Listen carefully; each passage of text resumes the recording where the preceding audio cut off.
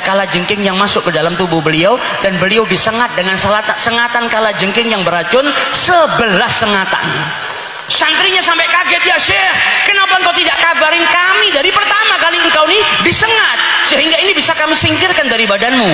Kata Imam Malik bin Anas, apa? Aku malu memutus hadisnya Rasul sallallahu alaihi wasallam hanya karena sengatan seekor kala jengking. Kenapa bisa ta'zim? Karena cinta. Kalau tidak punya cinta sama Nabi nggak bisa ta'zim. Imam Malik bin Anas bisa sabar dengan senatan kala jengking. Kita sholat ada laler aja sudah tangan kemana-mana, sudah nggak betah.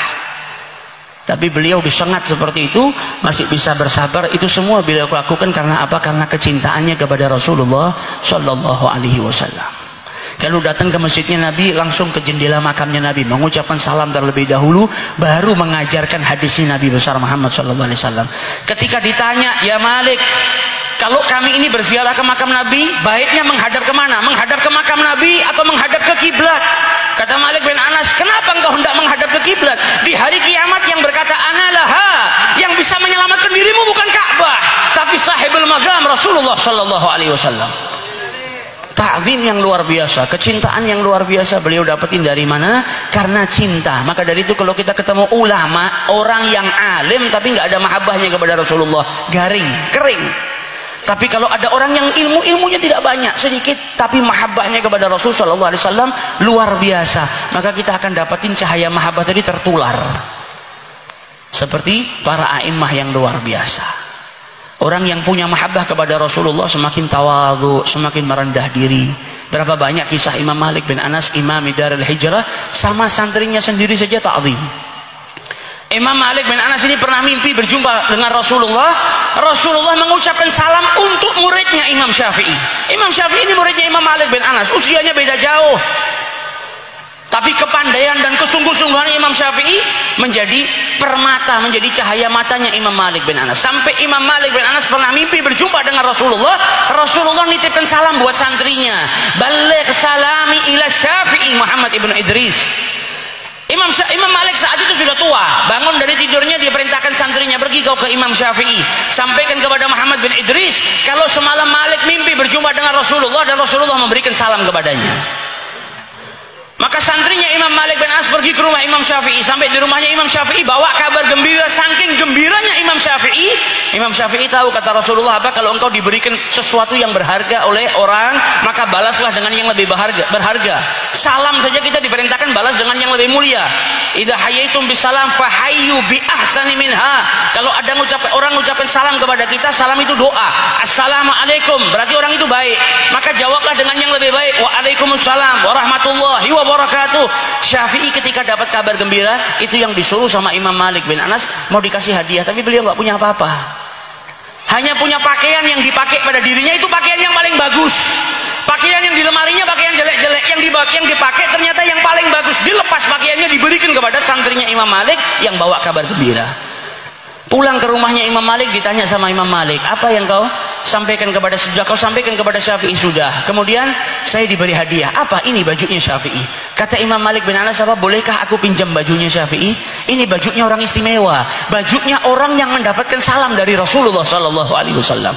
Ini padahal Imam Malik bin Anas gurunya Imam Syafi'i, tapi orang yang hatinya ada mahabbah kepada Rasulullah, alim dan cinta kepada Nabi yang luar biasa, menjadikan satu sama lain saling menghormati, tawadhu yang luar biasa. Makanya kalau kita baca sejarahnya para alim ulama yang punya mahabbah, selalu di situ ditulis tatalammad, satu sama lain saling berbagi ilmu. Bajunya Syafi'i diambil, dicuci dengan air, airnya diminum oleh Imam Malik bin Anas, mengharap keberkahannya Imam Syafi'i. Muridnya ngajar di masjid, Imam Malik bin Anas datang ke majelisnya tapi sembunyi di belakang dinding, di belakang tiang, karena kalau nampak takut kalau Imam Syafi'i tidak nyaman. Karena ada gurunya duduk di antara para santri, mendengar keluasan ilmu muridnya, kagum dengan muridnya sendiri, hormat dengan muridnya sendiri. Sampai setelah pengajian, di dinding dulu di Masjid Nabawi itu, dinding tersebut ada tulisannya Imam Malik bin Anas sebelum ada renovasi. Ditulis oleh Imam Malik bin Anas, man arada ilmun nafis fa'alaihi bi Muhammad ibnu Idris. Barang siapa yang mau ilmu yang berharga, maka hendaknya dia menuntut ilmu atau belajar dengan Muhammad ibnu Idris, yaitu Imam Syafi'i. Selesai ngaji, selesai ngajar, Imam Syafi'i tahu kalau ternyata Imam Malik datang ke pengajiannya, duduk di belakang tiang. Beliau datangi, sudah pergi Imam Malik, dan beliau dapati ada tulisan di tiang Masjid Nabawi, pujian dari gurunya untuk muridnya. Maka Imam Syafi'i pun menulis di bawah pujian Imam Malik bin Anas, wa kaifa yakunu dzalik wa ana tilmidzu Malik. Bagaimana mungkin aku ini bisa jadi seperti itu sedangkan aku adalah santri atau pelajar atau murid daripada Imam Malik bin Anas. Satu sama lain saling menghormati, satu sama lain saling mengagungkan. Ini orang-orang yang di hatinya dipenuhi rasa cinta kepada Rasulullah Shallallahu Alaihi Wasallam.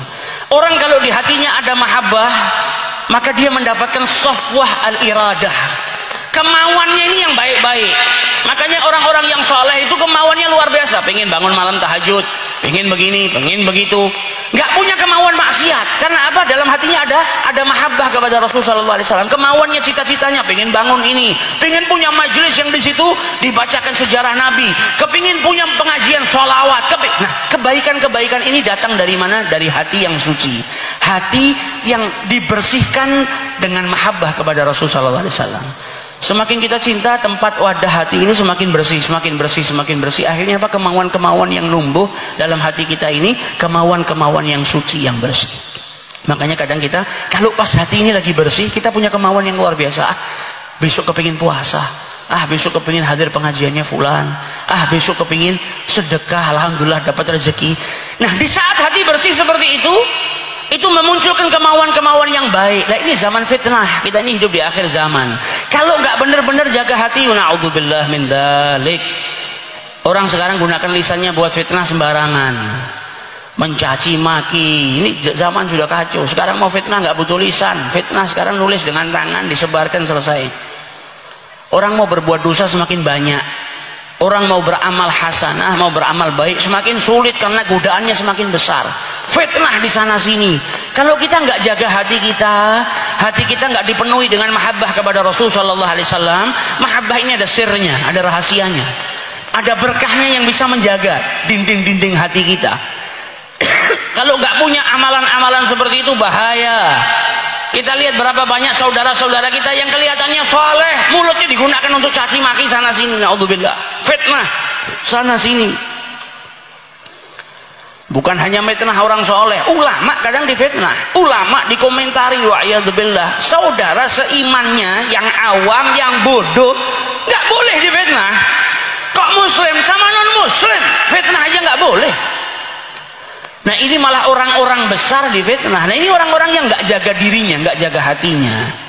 Nah, hadirnya kita di majelis seperti ini agar kita mempelajari akhlak-akhlaknya Rasulullah SAW. Bagaimana sifat-sifat yang diturunkan oleh Rasulullah SAW. Na'udzubillah, jangan sampai gunakan lisan untuk memfitnah, untuk mencaci. Semua ada hukumannya. Kalau nggak dihukum di dunia, dihukum di akhirat nanti sama Allah Ta'ala. Di zamannya Imam Malik ini sampai dikatakan tidak ada yang boleh berfatwa di Madinah selagi Malik bin Anas masih hidup. Kenapa beliau dikatakan seperti itu?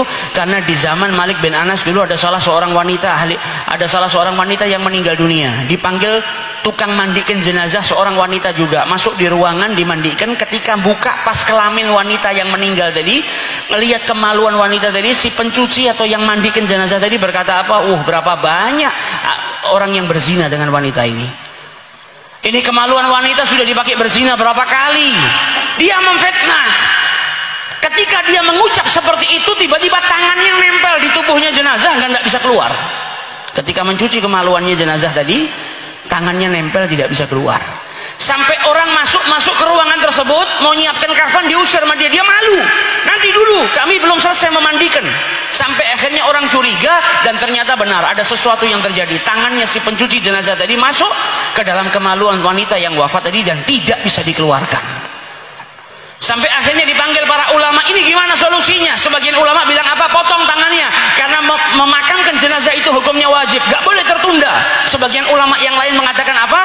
Yang dipotong bagian kemaluan si jenazah. Karena apa? Karena mendahulukan atau mengutamakan yang hidup itu lebih lebih mulia daripada yang sudah wafat. Berdebat para ulama sampai akhirnya ada yang mengingatkan, hei, kenapa kalian memperdebatkan hukum sedangkan di antara kita masih ada Imam Malik ibnu Anas. Mereka semua sadar, oh iya masih ada Malik bin Anas. Dipanggil Imam Malik bin Anas. Maka Imam Malik bin Anas berdiri di luar kamar tempat memandikan jenazah. Dia tanya kepada yang nyuci jenazah, apa yang kau lakukan sehingga engkau bisa terjadi seperti ini? Dibilang, saya memfitnah yang meninggal ini. Saya katakan kalau dia sudah berzina. Kata Malik bin Anas, engkau tidak bisa memfitnah seperti itu. Engkau tidak bisa menuduh seseorang berzina terkecuali engkau mendatangkan 4 saksi yang melihat orang itu berzina.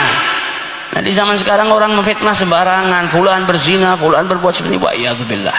Maka kata Malik bin Anas apa? Suruh wanita-wanita masuk ke dalam ruangan tersebut dan memukulnya, ghadhaf.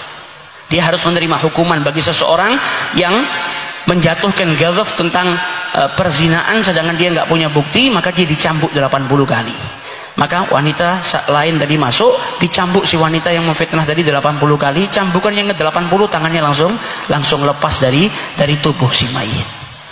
Nah, ini terkadang Allah turunkan hukuman di dunia sebelum di akhirat. Kalau enggak di dunia maka dikumpulkan sama Allah Subhanahu wa taala dan kelak hukuman tersebut diberikan di akhiratnya Allah Subhanahu wa taala lebih pedih daripada hukuman dunia, wa a'yadzubillah. Maka dari itu hadir kita ke majelis-majelis seperti ini supaya ada kemauan-kemauan yang bersih. Sesuatu yang jelek, yang kotor, yang tidak ada manfaatnya jauh, tertolak dengan sendirinya, tidak muncul dalam hati kita. Tapi kalau kita nggak hadir ke majelis seperti ini, wa a'yadzubillah, nanti akhirnya punya kemauan yang enggak. Oh, pulang pengajian keplek wae ya. Pulang dari pengajian cari perempuan ya. Kadang ada orang yang hadir pengajian pulang goncengan sama pacarnya. Jadi habis ngamalin sunnah, ngamalin haram, tidak ada manfaatnya akhirnya. Jadi ibarat masuk ke majelis mandi dengan air yang bersih, keluar nyebur kali. Jadi pulang ke rumah yang dilihat sama orang tuanya apa? Comberan, anaknya kotor. Karena apa? Setelah keluar dari majelis malah bermaksiat. Nah, ini yang harus dijaga. Benar-benar menjaga hatinya supaya apa? Punya keinginan. Senang sama perempuan, jangan diajak pacaran. Parani wong tuane. Ya, yang gentle. Saya mau lamar anak Anda, tapi kasih saya waktu 6 tahun untuk kerja.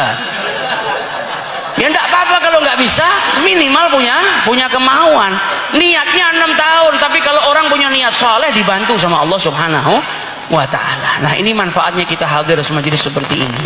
Kalau orang tidak hadir majelis seperti ini, contoh, pernah tidak kita ini bayangkan ini datang bulan Dzulqa'dah, terus punya keinginan, ya Allah kapan saya bisa naik haji? Kalau keinginan saja nggak ada, gimana dia mau naik haji? Nah, ini safwatul irada. Pentingnya kita punya keinginan-keinginan yang bersih ini, tak lain agar kita lebih dekat sama Allah Ta'ala. Terkadang lewat tahun datang, kita keinginan saja untuk naik haji nggak ada. Apalagi kalau sampai diberi sama Allah Ta'ala, misalnya dikasih kita rezeki 100 juta, saat itu kita diwajibkan untuk daftar haji, saat itu diwajibkan kita untuk menunaikan ibadah haji. Nggak mungkin daftar, nggak mungkin berusaha.